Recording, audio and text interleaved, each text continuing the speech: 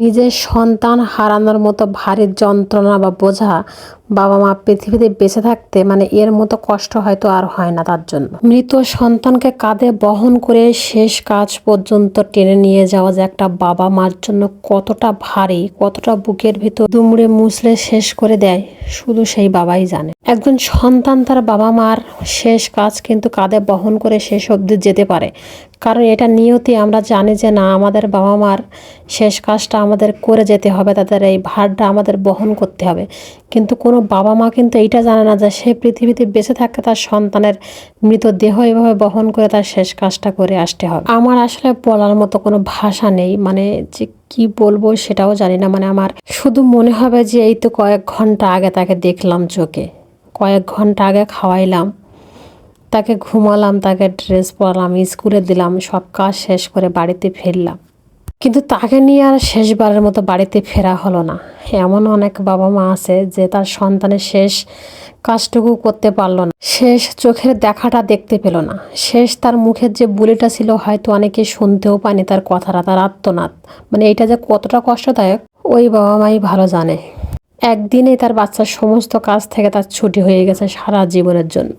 এই কষ্টটা কিন্তু আমি বুঝি, খুব গভীরভাবে বুঝি, কারণ আমার যে বাচ্চা নেই, হারানোর যন্ত্রণাটা আমি বুঝি। নিজের সন্তান যে না হারিয়েছে পৃথিবীতে বেঁচে থাকতে, সে বুঝবে না যে আসলে কষ্ট কতটা নির্মম পর্যায় পর্যন্ত যেতে পারে। বুকের ভিতরে সবসময় মনে হয় যে মুক্ত একটা নিঃশ্বাস, সেটাও নিতে পারি না। পাথরের মতো ভারী কিছু চেপে ধরে আছে, যে নিঃশ্বাসটা আধো আধো পড়ছে।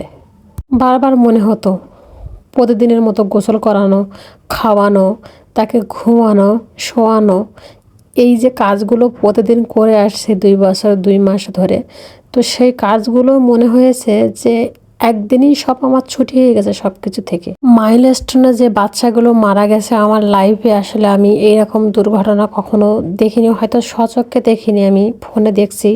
তারপরেও তাদের জন্য আমার খুবই খারাপ লাগছে যে মৃত্যু তো সবার একদিন হবে, তারপর এইভাবে আগুনে পড়ে যে কিভাবে কি হয়েছে আল্লাহ জানে, তাদের পাশে তো কেউ ছিল না। এইটা যে কতটা নির্মম, হৃদয় বিদারক। বাবা মাদের সান্ত্বনা দেওয়ার মতো কোনো ভাষা নেই, জানা নেই।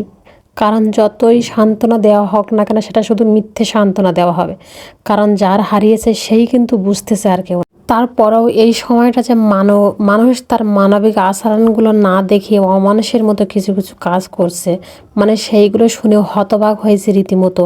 আর যখন তাদের সাথে এই ঘটনাগুলো হয়েছে, তখন তাদের বা কী মনে হয়েছে? 2 লিটার পানির দাম নাকি 600 টাকা, একটা রিক্সার ভাড়া নাকি 1000 টাকা। এটা কোন দেশে বাস করছি? আমার এই কথাগুলো শুনে যদি আপনাদের কারো মনে বিন্দু পরিমাণ খারাপ লেগে থাকে, অবশ্যই আমাকে ক্ষমাশূন্য দৃষ্টিতে দেখবেন। আমি আসলে কথাগুলো বলতে চাইনি, তারপরেও না বলেও থাকতে পারলাম না।